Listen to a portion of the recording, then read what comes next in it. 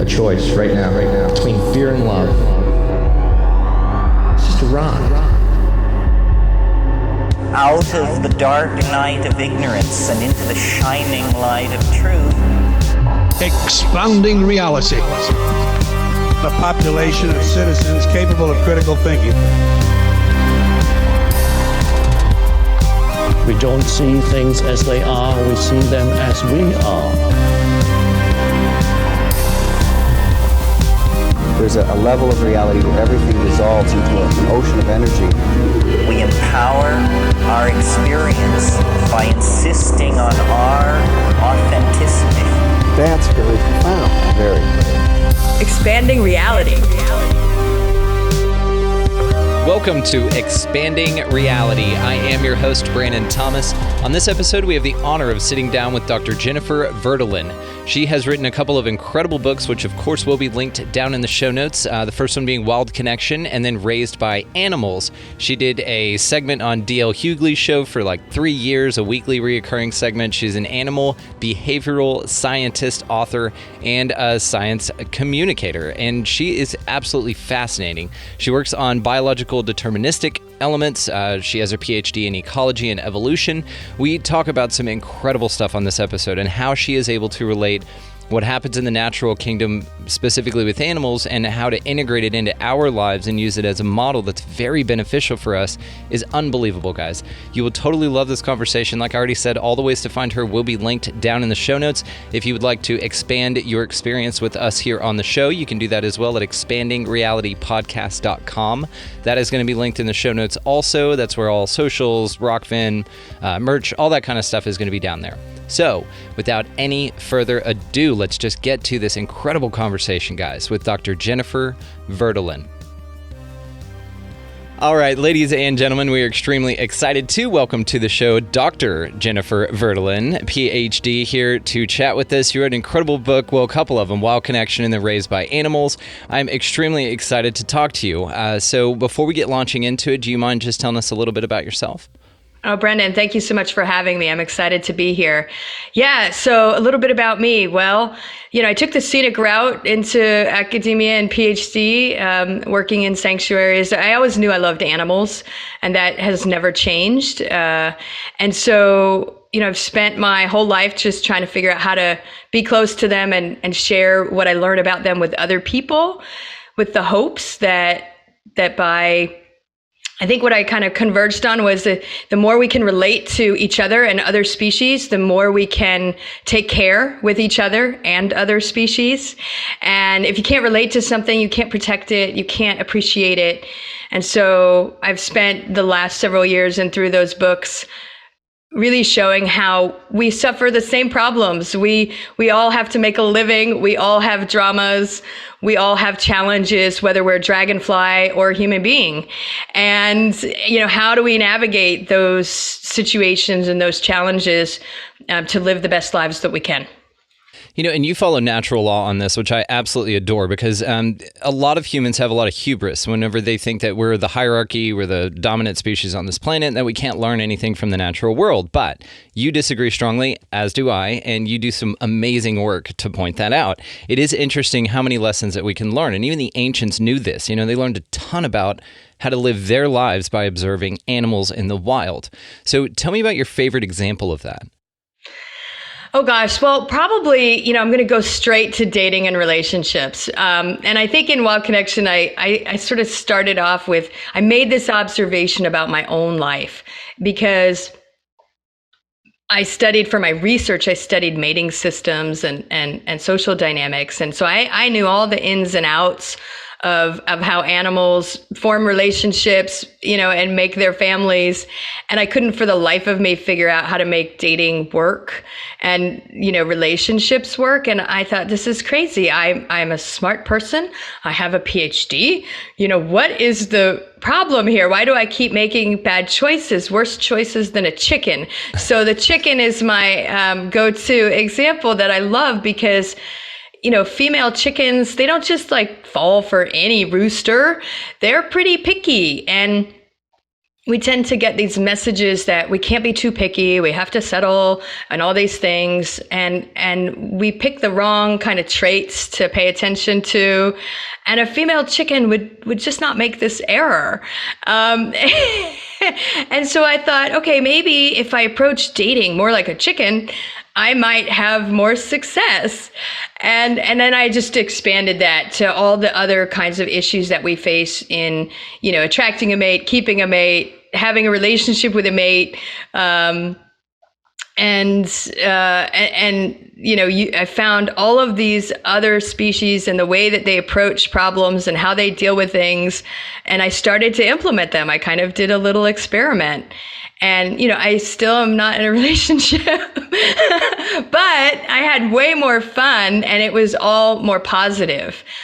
All of the interactions, all of the relationships that I have had were much better simply by sort of following these principles. And then I expanded it, obviously, to other areas, because other than legal documents, there's really no scenario that other species don't face that we face. And you're right, and they're very, very tapped into behavior, a lot more so than a lot of us, and that's why we need animal behavior scientists and behavioral scientists and things to kind of point out the obvious things that animals just know innately, right?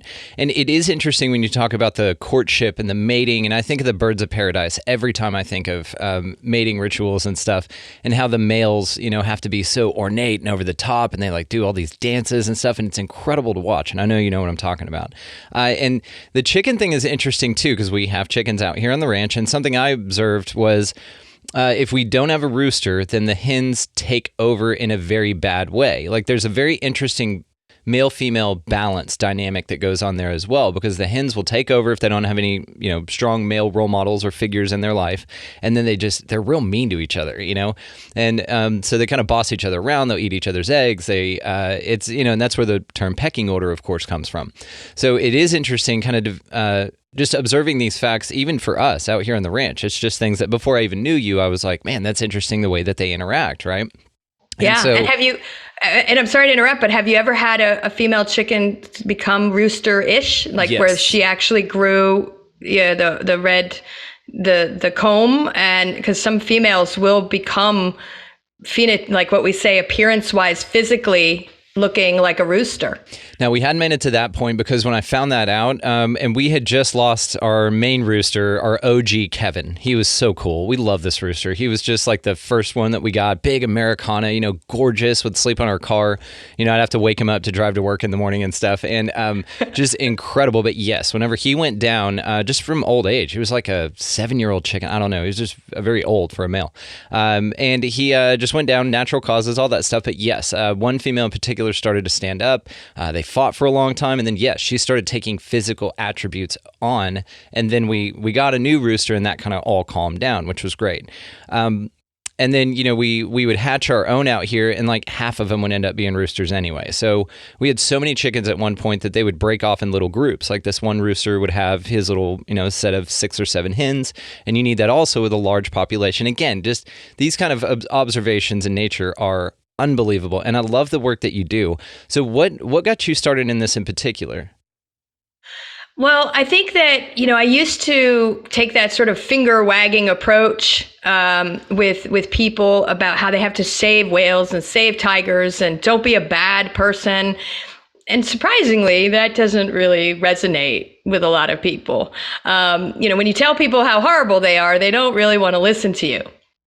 And so and then when I, sort of became an educator, because I'm also a professor, I started lecturing at people, and it turns out they don't really like that either. And so I really just started thinking about, well, what do people care about, right? We care about our families. We care about our relationships with our social relationships with friends. We care about our reputation, and we care about resources, so how we can earn a living and take care of our basic needs, and we care about sex. We just do. That is true. And so I thought, well, meet people where they care about those things, because that's what matters to people. And it turns out that's also what matters to other species. Those chickens, I feel like we're going to come back to these chickens a lot. They make friends, and their position in the group matters to them individually. Some also are curious, and some are more apprehensive. So they have different personalities, and they might splinter off in ways that complement each other. And so these aren't just random groups that form when you have a lot of chickens. They form by certain principles and that meet the needs of each of the chickens. And every now and then you get a chicken that's on the outs and bullied and picked on really horribly, and they suffer. And you know what? We get bullied. We have situations in schools and in our workplaces. It doesn't stop when you become an adult, unfortunately, where we get bullied, and the same things happen. We feel isolated. We get stressed. We have, we might lose our hair. We get sick. All these things, they're very traumatic. And so I just started thinking about how can because ultimately I care about other species. And it's not that I don't care about people, but I firmly believe that our lives are better when we feel connected to nature. 100%. 100%. I completely agree. My wife and I moved out to the country about 6 years ago, and to seek just that. And we found it. And it's unbelievable. Like, we'll just never go back to the city. And simply because we're so immersed in nature out here. That was the whole point. It's not necessarily to escape civilization. It's to escape civilization to reconnect with nature. And that was our goal. And we live much, much, much happier lives. Like, I recommend this for everyone. That's like the one thing, anybody's like, what should I do with my life? Buy land. Go out into the country somewhere and live on at least a couple of acres. Get yourself some chickens. You learn a lot, and it's incredible. So the way that we can relate our behavior to what we see in the animal kingdom is very interesting as well, because there's some pretty barbaric tactics that take place in some animal groups. And it's one of those things to where we learn the lessons from that, and then we could say, okay, well, we'll transcend that and maybe do it a little bit better, right? You're giving an example. What is one of those examples that you can think of just off the top of your head? Well, so this is a really interesting point, and I would like to add that other species do it much better than humans as well. So, right, we can find everything. And so, for example, something that's often brought up is, humans are more closely related to chimps, and we're very chimp-like, and there's all this war and aggression in chimps, and so that really reflects who we are as a species. So I fundamentally disagree with this, right? Just because we're more closely related to something doesn't mean we share all the traits of that species. And when we look at human societies across the globe, there are many human societies that are peaceful and cooperative, what we would call egalitarian, right? Co-equal, nonviolent, right? And then we have others that are more dominant, so hierarchy structured, which is the one, if we're in the United States, that's the reality of what we live in. But we should be able to expand our reality and think about how we can achieve the things we say we want to achieve by modifying our behavior. And so baboons or chimps are brought up a lot. I tend to, it could be any species that has a dominance hierarchy. It can be pretty violent. And that happens because a few or one individual can control access to resources. And those resources can be, people, or they can be stuff that we need: food, water, space, all the things that we need. So zebra, most people don't think zebras or horses are particularly aggressive or violent, but they actually are. So there's a lot of fighting that goes on in zebra. If you're talking about Grevy zebra that live in small groups, outside individuals always want to come in and take something away. And so there's all this fighting between groups, and then you can have fighting within groups. And I think that we don't do these things, but when we look at how we actually live, we've constructed a society that supports aggression, stress, and violence. And yet we say that we want a peaceful, cooperative, happy family, children, society, and we just don't behave in those ways. What it means is we would have to share. Things would have to be fair, right? So I like to look at both sides. What are the things we're doing that mirrors what we see in other species that are following the same kind of power structure that we have in many of contemporary human societies? And alternatively, what are some species that have done it differently and are very, very successful by cooperating and sharing, and where fairness matters a lot? You think a lot of aquamarine type animals that do this. I know whales, dolphins, highly intelligent, highly cooperative, and it's fascinating to watch because it is, like you said, and I love that you pointed out the juxtaposition of observations here because you're absolutely right. I leaned to the lesser, but of course there's examples on the other side, of course. And there's a lot of interesting things that we can learn from the animal kingdom to relate to our own lives. So what is your favorite thing outside of relationships and love that you have learned from observing the animal kingdom, maybe just in a passing? You don't even teach on it. You're just like, ooh, I need to implement that. And it's just something that's changed your life. Okay, this is gonna sound like it's not positive, but it is. Boundaries. Right? So boundaries, what does that mean, right? How do you cooperate and share and be fair and maintain boundaries? And so tit for tat, keeping score, these things that we have in our sort of, colloquial or vernacular kind of conversation, we say are bad things. But I learned by seeing this in other animals, it's absolutely imperative for cooperation to stand and succeed, that accountability happens and that boundaries are put in place. So what does this mean?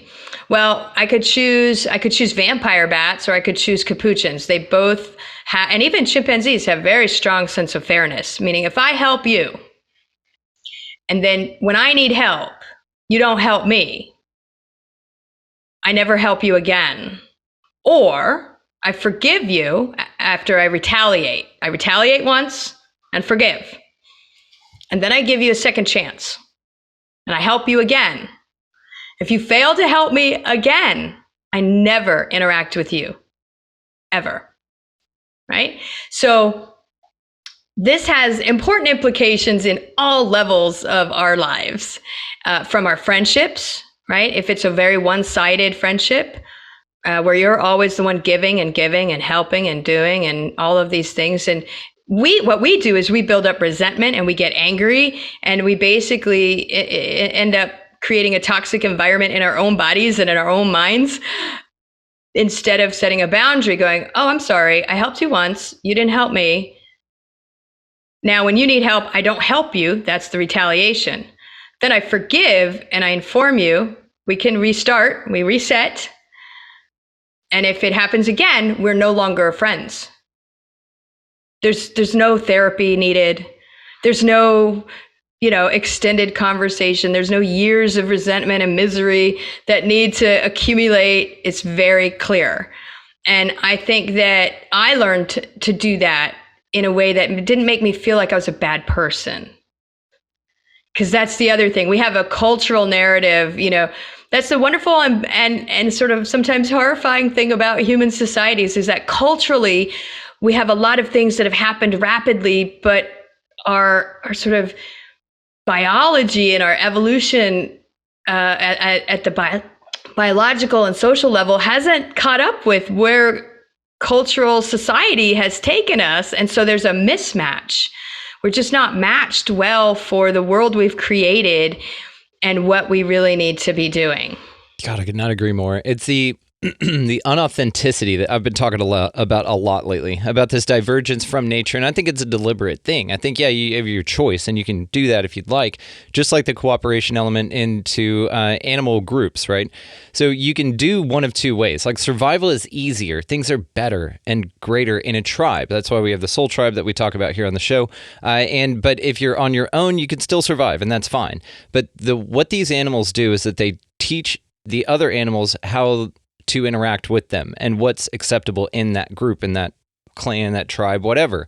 And so if you go against that, and like you said, it's okay, I'll forgive, and those examples were perfect. I love it. And then you're just done. And then we'll move on and we'll find somebody else that does want to play and does want to listen to how we need to be treated, because we've already told you that, hey, you can do whatever you want, but in this group, Here's how it operates.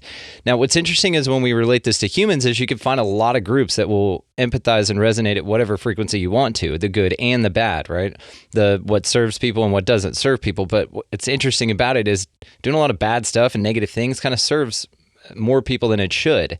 And I think that you kind of gravitate towards this, and you do this, and I mean, you could just go on forever when you talk about the psychology of human beings whenever it relates to group interactions, why gangs are started from, kids feeling ostracized and left out, and then you get in this group, and then it's these formations, these tribes, and it helps them survive better. It's a survival mechanism. So I like I said, love your work. And of course, I don't know if I mentioned it already, but I'm going to be linking all the ways to find you, your books, of course, your website, and everything down in the show notes. You did a really cool segment on the D.L Hughley Show for a few years called Think Like a Human, Act Like an Animal. Tell us about that experience. That's pretty cool. It was amazing. So, it just kind of came up spontaneously because the comedian D.L Hughley loves animals. And I was telling him things about animals and people, and he said, we're going to do a segment, Think Like a Human, Act Like an Animal. And the premise behind it was, of course, people would call in or write in their problems that they were having. In this particular iteration for a few years, it was, their relationship problems. And I would give them an animal solution. So, for example, if you suspected your partner, there was one that was really memorable. A woman said that her husband once a month wanted to vanish for the weekend somewhere without having to let her know where or to be communicated with. And and of course, DL and the co-hosts, some of the men were like, well, he's a spy, of course. He's a CIA spy. That's where my mind went, yeah. That seems to, and I'm like, yeah, that's pretty unlikely. And it's not even that he had to be doing anything nefarious. It's just that I brought up the example of red-tailed hawks. So red-tailed hawks are monogamous, as are many raptors. And they only get together during the mating season, and then they have their me time, right? They have their alone time, and then they have their together time. But when they're together, it's like a social contract. So when you get married or when you're in a relationship that's committed, you have a social contract, which is to inform the other of your whereabouts. And you can hear, so for the listeners out there, whenever you see a pair of eagles or hawks, and you might hear one calling, a little while later, you hear the other one calling back. This is like text messaging, right? Or picking up the phone and being like, yeah, I'm over here. I'm hunting for dinner. Like, don't bother me, right? The only reason that a red-tailed hawk won't respond to its partner, or where the partner doesn't know about its whereabouts, is they're either dead or they're with another hawk. So, and when you have babies, so if you have baby hawks, you can't afford to not know where your partner is, because you can't successfully raise your family without your partner. And so this was my response, was like, he has to still let you know where he is and how to get a hold of him, because you have a family together. And this is part of the agreement. It's not that you can't go away and have your little, whatever it is your alone time is, or with guy friends or whatnot. But you still have to maintain that social contract of, here are my whereabouts. Here's how you can get in touch with me, and I respond to you when you call me. So that's an example. It's so interesting, and it's spot on, and that's perfect. Now, do you get those submitted to you early, or are you able just to recall those as they get proposed to you, and you're like, oh yeah, that reminds me of this jellyfish that does this one thing that relates exactly to what you're talking about? Well, so these days I have a library in my brain of many, many animals and all of the things that they do, because I did that show. But I did try to always choose different kinds of animals. So I got those questions usually an hour or two in advance, because I always go to the peer-reviewed literature. I go to the science. So everything I talk about, there's a paper, some scientist was out there watching those birds, right? And figuring out what they're doing. And somebody was watching that frog that turns blue after it mated, which would be great as a way to find out if our partner was cheating, if they came home blue. Yes, right? Yes. But so, So I did get them in advance, and that was so that I could also use a diversity of animals.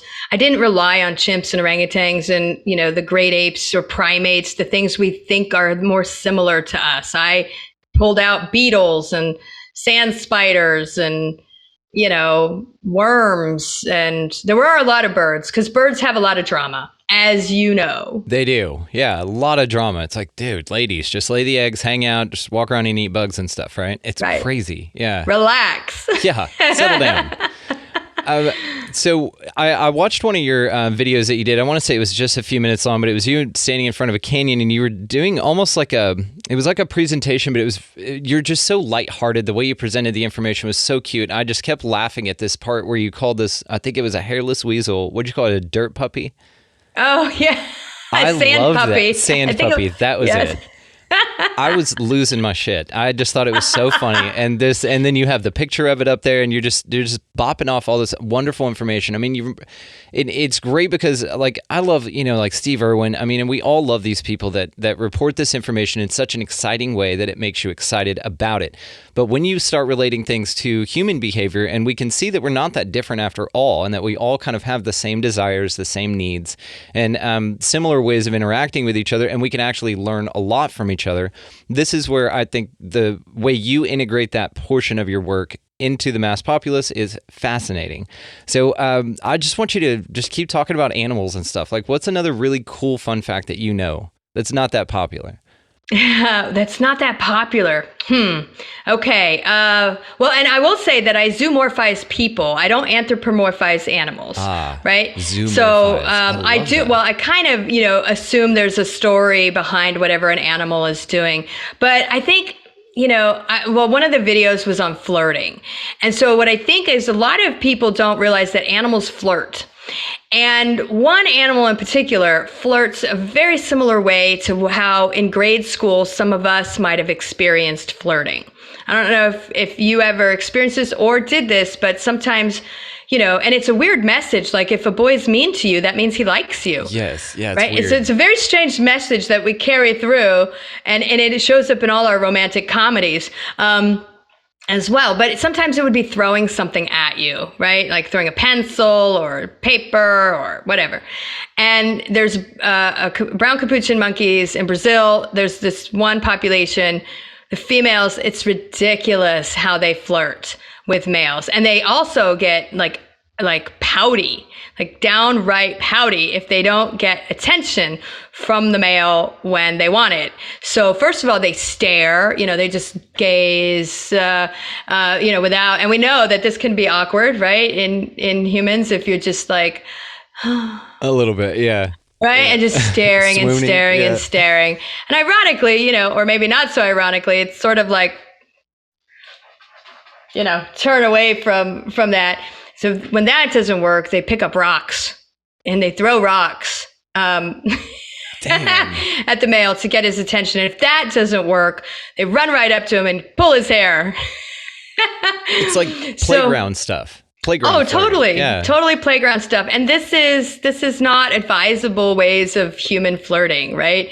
Like not when you're an adult. And I mean, when you're a kid, you don't know any better. But I would say that as an adult, this is not the approach one should take when flirting with someone. Don't run and pull their hair.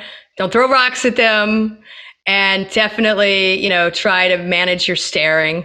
So that's a fun one. And then I was it was just popped into my head, and then I lost the thread. I'm going to be doing an episode on kissing because I think that we need some do's and don'ts for kissing. I heard this fascinating thing about why humans kiss, or why any animal kisses. It's because our bacteria actually chooses our partner.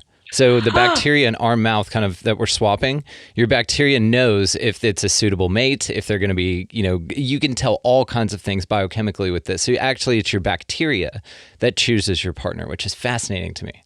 Oh my gosh, I love that you said this because I also think the way we smell, our armpit bacteria, Yep. plays a huge role in like deciding to be attracted to another individual.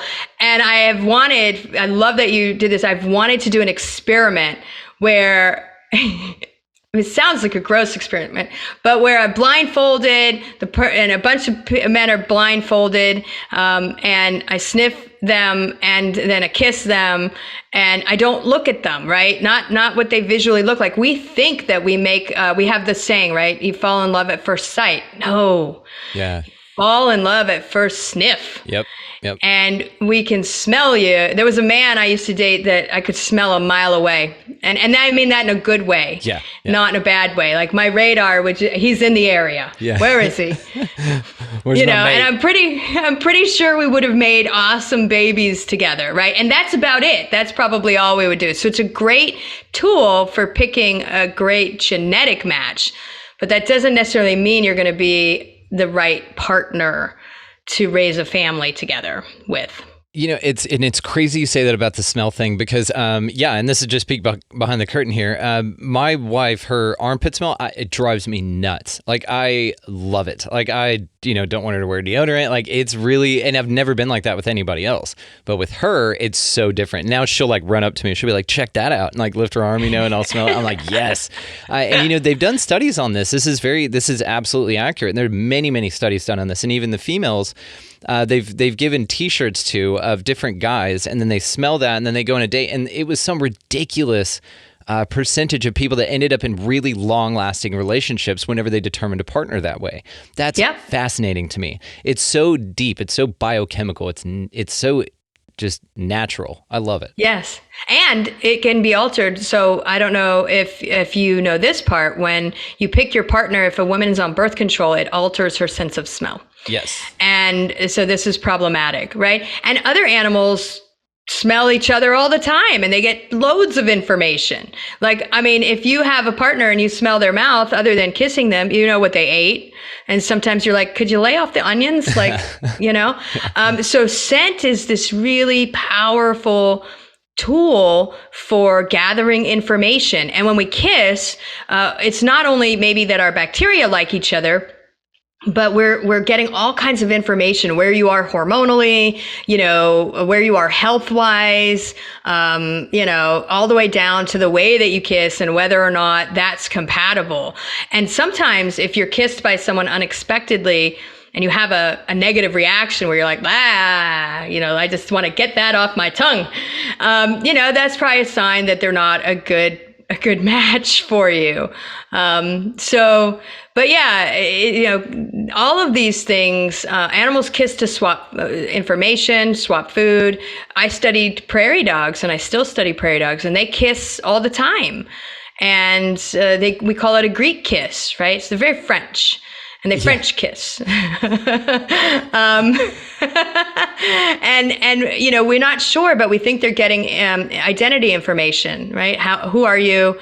Are you my friend? What did you eat? Can I have some? That's also, some people think that kissing kind of emerged from sharing food between mothers and offspring. That makes sense. And, it's funny too, what you said about smells and stuff. It's, I go up to new horses and donkeys and stuff like that, and I do it to mine too. Every time I greet them, pretty much, I'll breathe into their nose and they breathe into mine, and we exchange breath.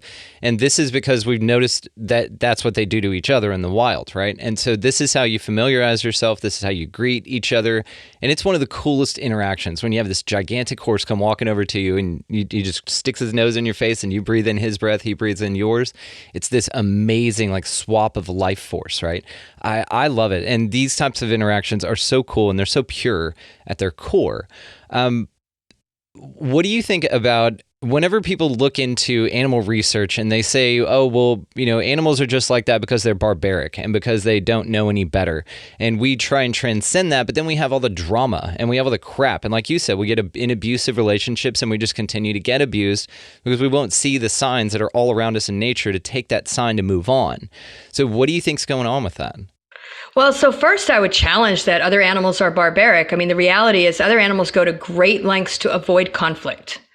Conflict is expensive and it's risky, right? So they have a ton of things in place to resolve conflict before conflict ever happens. Now, when you see that fail, and there's an actual physical confrontation, a physical altercation, there's a few things that come into that. Somebody didn't want to back down. They thought it was worth the risk, right? And so that, you ever heard that saying, is this the hill you want to die on? Yes. Right. It's the same thing, right? And if we learn, like, is this the hill I want to die on? Probably not. It's not really, am I willing to accept the consequences of continuing to press on? So I would challenge that other animals are not barbaric in the way that they interact. Sometimes what we see looks barbaric, but virtually no one's injured in the interaction. Yeah, just gets Right? their They might attention. they might just be testing the strength. It looks super, violent, and it can be. I mean, it does happen. I will say that female barn swallows are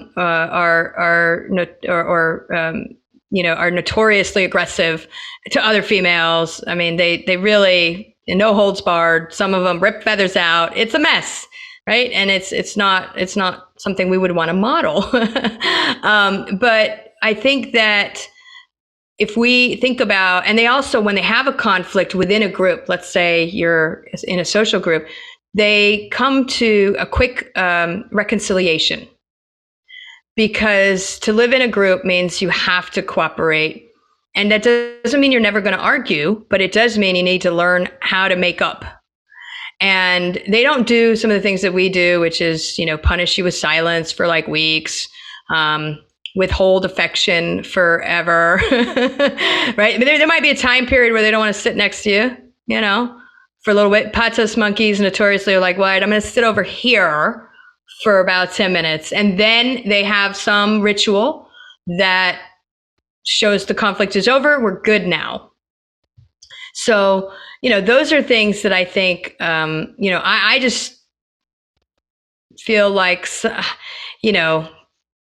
sometimes we have this view that we are better than other species, as you've said a few times, and that we can transcend all these things. But I sort of flip it and say, well, look at these animals that resolve a conflict peacefully without violence, or if they've had an argument and they don't necessarily use words to hurt each other. So we don't know if some of them might be, when they're vocalizing, calling each other names. Who knows? Right? I don't know.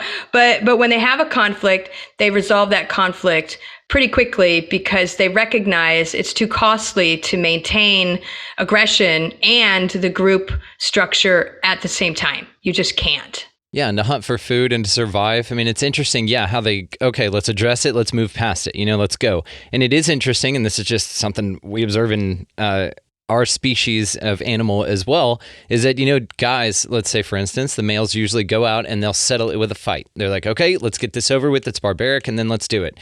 And then there's other people around to kind of make sure that they kind of get the aggression out that they need. And then usually they're best friends afterwards. Usually it's like a bonding experience that was something tragic and you wanted to kill each other, and now you experience that, and now it's over. Now you can move forward, and now you've added to your tribe a little bit, right, with some better understanding. Females, though, and we've talked about this several times, they generalizing, of course, ladies, we're not talking about everybody here, but they hold grudges. Yeah, our chickens were, God, they were so mean to some of them, and they just pluck feathers out of them all the time and just beat the piss out of them, and it's horrible to watch. It's just like, ladies, can we just hang out and get along? And so that is something very interesting that can be observed in nature as well, just the difference between male and female energies in any species, but it's a balance. It's very interesting. Yeah, and I just would add really quickly that, for some of us human females, we don't understand how men can, have this sort of altercation and then go, like, immediately go have a beer. And you're just like, how are you doing that? Right. And yet, I think the lesson there is, so to what extent are grudges useful? I mean, we're not the only species that holds grudges. And I will say, at least in crows, they're big time grudge holders, and both males and females hold grudges. So in that case, they both act the same way. But they definitely hold grudges, and they communicate and ruin the reputation, usually of other humans, for all crows everywhere. They're like, those people are bad people. Yes. Yeah. And they'll like follow you around and stuff, and they'll let everyone know. Yeah. Don't mess with that. You're terrible. See, everybody beware of that person. And so thinking about, so I'll be, maybe because I'm a female and I tend to hold grudges. I try not to, right? I try to not hold grudges, but I think that sometimes the reason we might hold grudges is to share information to others about how to not be negatively impacted. That's going to be my positive spin, using crows as the species there on, holding grudges. But if you're just holding a grudge to hold a grudge and it's not being used to inform others, right? Then it's not really holding a grudge, right? I'm sharing with you that my interaction with this individual was not positive. You should beware. And then you should let it go. I don't think crows are running around mentally, doing mental gymnastics and angst and anger over whatever. It has its purpose, and then they let it go. That is what's interesting about it, though, because they're highly intelligent. And so it's fascinating that something as simple as like a grudge that we would say, just get over it or whatever, it has to be useful. Otherwise, it wouldn't exist. Because like you said, nature is about expediting things to make them the most efficient possible and in the coolest way possible. Something I wanted to touch on with you before we wrap here was concepts like the Jungle Book or like Tarzan, where it's these human beings that were raised amongst animal populations. And I know it's fictional, but I'm pretty sure there's an account of a child being raised by wolves, right? Out in the wilderness somewhere. I think that's what those stories were based off of. And it's these kind of things where then you take that child out of that environment and reintegrate it into, air quotes, society. And they just want to go back. They don't understand the rules and the drama and the grudges and stuff. No crows in the jungle, right? They're mainly forest creatures. But it seems like that then they're taken out of that environment, they're brought into this, and they just want to escape back out into nature because it's a much simpler life. I mean, I get the familiarity thing to it, but I think there's more to it psychologically than that. Are there any cases that you can think of where that's happened in real life rather than just in fiction? Not for an entire lifetime, right? I mean, I think that there was a situation. I was trying, when you were talking, I was trying to remember if it was lions. There was a young girl that was sort of being protected for a short period of time. And I think it was lions, but I'm not sure. So young children, well, it depends. I don't want to say this in case people with young kids want to set them loose off into nature. That will end badly 99.9 times out of 100. Mountain lion might just see it as a snack, for example. And I've seen a tiger stalk a young child at a zoo. So, this is this idea that, young children or infants won't be harmed out in nature, and that all these wild animals will band together and protect them and raise them and teach them things, is definitely fantasy, right? I would say that if you want to learn how to live from animals, then, listen to me and listen to other, behavior people who might be sharing that kind of information, and watch other animals, right? But I don't think that there's been this kind of scenario in the real world. I do think when people spend a lot of time in nature, it gets very, very hard to, and I'm speaking for myself as well, to live in the society that we've constructed and the machine that sucks you in. Because, and I've been thinking about this for a while, toxic sort of busyness. People are, I'm so busy. Well, then you must not be doing something right, because when you look at other animals, they got shit to do. They got stuff to do in a day, right? They got to take care of their home. They got to take care of their food situation. They got to maintain, if they're social, they got to maintain their social relationships. And then they got to rest. And the first thing to go, if they're short on time, is their social relationships, because they got to eat and they got to sleep. Those are the two, key things. And I feel like we have constructed this modern world that values productivity, and we fundamentally misunderstand what it means to be productive. And when you spend time watching other animals and you just sit, and let's say you were to follow a duck the whole day, just for a day, I'm going to follow this duck. And you were to kind of write down how much time it spent doing everything. It would spend a lot of time eating. It would spend a lot of time resting. It would spend a significant amount of time cleaning itself. And it would spend some margin of time interacting with other ducks. And I feel like we've come into this sort of cultural society that's like, you have to work, you have to be successful, you have to, and people don't rest. And then people don't maintain their social relationships, and they become angry because they're not even doing a job that they want to do. It's like asking a duck to be a squirrel. Squirrels have a job, ducks have a job, but nobody's telling the duck it has to be a squirrel. And, I sort of, when I've sat in the forest, I sat in the forest for 5 years for like 14 hours a day. And I can't take cities anymore. Like, it's really hard for me to be in a city with the noise and the people and the stuff. And I can't work like 8 hours straight. When you watch duck, it's not like working 8 hours straight. Does a little bit of work, does a little bit of cleaning, takes a little rest, then whoop, wash, rinse, repeat. And that's sort of how I like to work. So it's a good thing I'm in academia, because I would fail epically in a 9-to-5 position. I don't know how to do that. I might work 8 hours a day, but I construct my day. I probably work more than 8 hours a day, but I build it in a different way.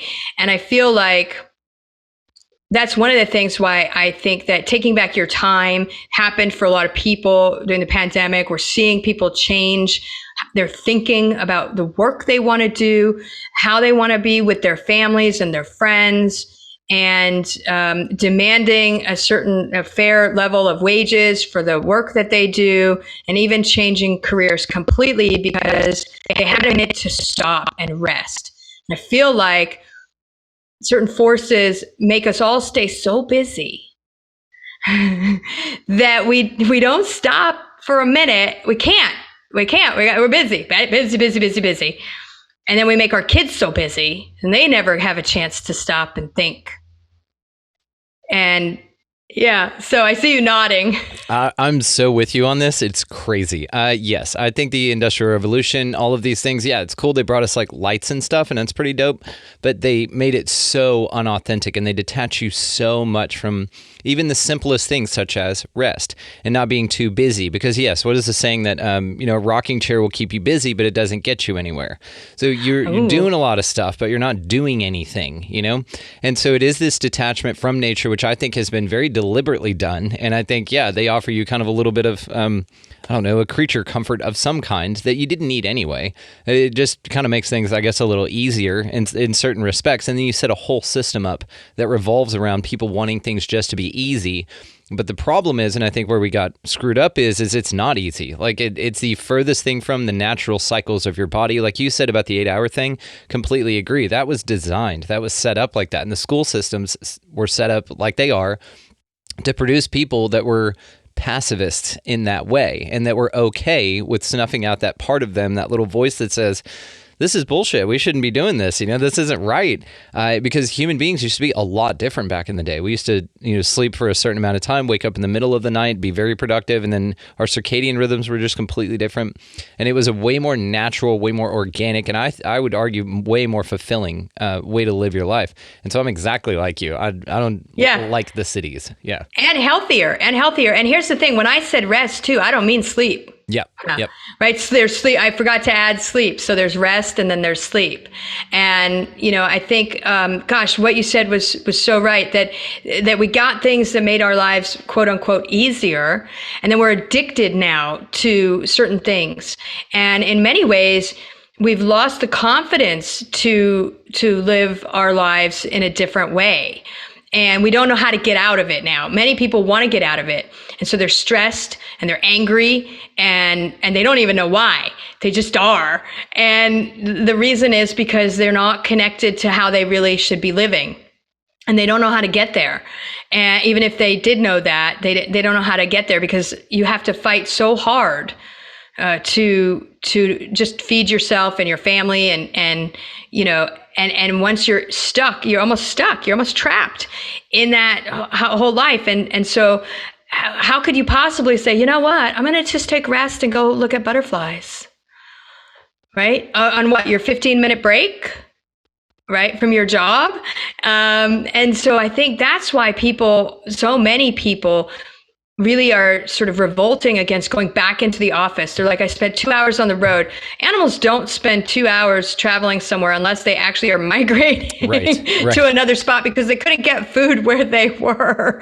Their travel routes, I think it was the traveling salesman problem. We've looked at how animals move through space and they try to do everything optimally, right? Where you get the greatest return for the minimum cost. And if the cost is too high, either something's wrong in the environment and they die, or they change course and adjust their behavior, if that's possible. And that's also where, for me, it's so imperative because so many species, including humans, are being pushed to the limits of what they can adjust to, both socially, culturally, environmentally. And there's only so much changing you can do before there's just something wrong with the environment. And I feel like at a society level, there's just something wrong with the environment. Could not agree more. And the metaphor I was thinking of whenever you were talking about this is that the modern society, I guess, the metaphor to use would be that we are on like a boat. It's not even an island, like a soil type of a sand island. It's a manufactured artificial boat. And that's where society is. We're detached from the land, which is our natural environment. We're put into an environment that we can't survive unless this apparatus is there to keep us alive. But it's so far away from what's really us that it detaches us so far that you just cling to it for survival. It's not living, it's surviving. And those are very different concepts. That's right. And some animals are just surviving, a lot of birds are just on the edge every single day. Hummingbirds, they're basically this far from dying every single day. Right. And yet they do what they do. And they, they spend their time resting and finding food and they're as fast paced, busy, an animal as you can get. I think there's a mouse that's a little bit faster and it dies young. Here's the message, right? Live fast, die young. That's the reality. And when you look at other species that live fast, they die young. And when you look at species that have a much, different rhythm to their life, they are long lived. I think orcas, killer whales, over 100, I think was the oldest female, right? Yeah. It's and insane. Those sharks in Iceland, I think there was a 400-year-old one that they found. I don't know how the hell you figure that out, but that's very, very interesting. And probably hummingbirds teeth. Oh, then there you go. Of course, I needed to ask you. Of course you would. You're like, yeah, it's just like this, dummy. But No. we have hummingbird feeders by the dozen out here. I love those things. I'm making the stuff all the time, and we don't use the red dye because you shouldn't do that. We make it the real way with sugar and hot water ourselves. And to watch them is fascinating. And I learned a bunch of fun facts about hummingbirds. They are the only bird that can fly backwards, which is fascinating. The way that their wings flap is absolutely interesting. I think their heart beats at 1,500 RPM a minute or something It's insane. They're so interesting. They are. And boy, they are one of those that we would look to on how not to be total dominance, aggression. It is the only bird other than a swan and a Canada goose who's tried to attack me.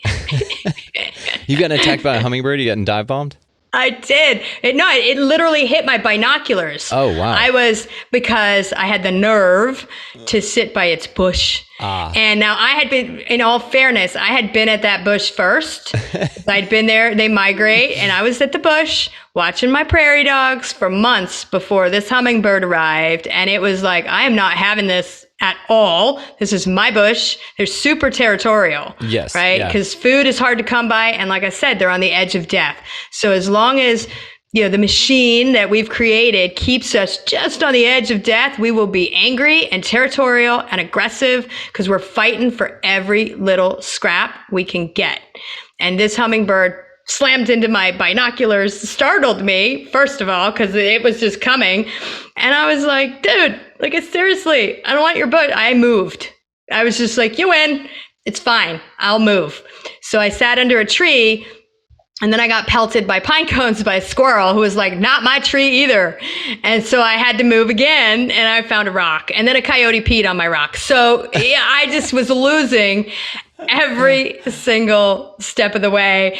And I was like, all right, animals out there, where am I allowed to sit? Yeah. Where I'm not messing with anybody. And eventually they were like, oh, that's just that human that sits here all day and doesn't catch anything. And I don't know what she's doing, but she's completely useless and she doesn't bother us. So we'll leave her alone, It's so interesting because you adapt yourself to the animal kingdom. Instead of like some people would have just cut that tree down with the squirrel in it. Fine, I'll show you, kind of a thing. And there's a great song actually by a band called Thrice, and it's called Black Honey. You should check it out. It's exactly this idea. It's someone's attempt, and actually belligerent attempt, to control the nature around him, and it doesn't end up well for him in the end. So, but check that one out, Black Honey by Thrice. It's a great, and in fact, listeners, I'll link it in the show notes just because of reference here. So that's awesome. And I hadn't thought about it, but you're right. I sort of adapt myself to when I'm invading the space of other people or other species. I do the work. It's not their job to do the work. I'm the one asking permission to be in their space. So it just doesn't even occur to me. It was sort of like, just please, all right, like, please don't follow me and keep biting me, like, or keep attacking me. Like I would prefer that, but eventually they all just saw me as part of the landscape. And that was amazing because then they just didn't care that I was there at all. And when that happens, you see stuff. That's when the magic happens. And I love in your resume, I think it said emotionally intellectual, which I love that. And that's where that comes in. You're very intelligent emotionally by that just innate ability to kind of chameleon into your environment, but really just to engage but not disturb. I think that's wonderful. And that's a beautiful, beautiful model that you follow. So I'm going to be linking all the ways to find you down in the show notes. I know that you got to run, but we will definitely have to do this again. You're wonderful. You're absolutely welcome on here any damn time you want.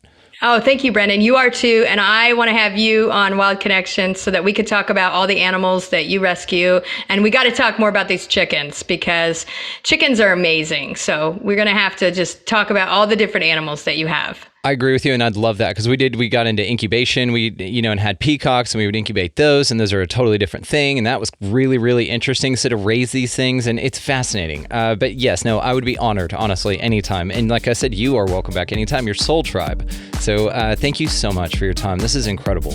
Thanks so much for having me. I want to send a huge shout out and oodles of love to Dr. Jennifer Verdolin for spending some time with us on the show. Absolutely fascinating. I love her approach on her observation, how to integrate the natural world into us because we're part of the natural world. I know that sounds crazy to think about and remember, but if you strip away all of the crap that's around here, we're animals. And it's amazing how just simply remembering that can go a long, long way for your benefit and everyone's benefit, to be honest.